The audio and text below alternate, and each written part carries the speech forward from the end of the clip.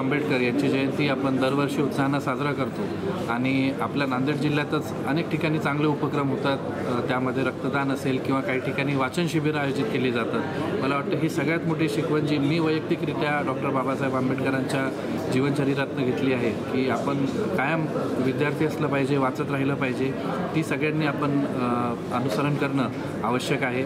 आणि विशेष म्हणजे लवकरच आता आपली मतदानाची सुद्धा तारीख असल्यामुळे खरं या महामानवांना जर वंदना द्यायची असेल तर ती मतदान करून द्यावी, कारण ह्याच महामानवांमुळे आपल्याला मतदानाचा सर्वांना अधिकार मिळालेला आहे।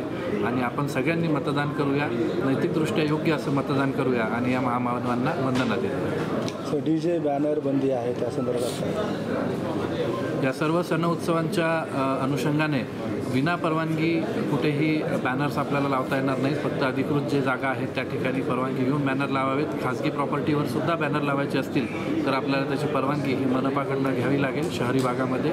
त्याचबरोबर DJवरती जे निर्बंध आहेत पोलीस विभागामार्फत त्याचेसुद्धा आपण पालन करावं। आपला प्रयत्न हाच राहील की शक्यतो पारंपरिक वादकांना यामध्ये त्यांनासुद्धा रोजगार मिळाला पाहिजे, पर्यावरणाचं प्रदूषण कमी झालं पाहिजे आणि एकंदरीत कुठलाही वादविवाद न होता हे सगळे उत्सव साजरे केले पाहिजेत। यासाठी आपण पारंपरिक वाद्यांवर जास्त भर देतो।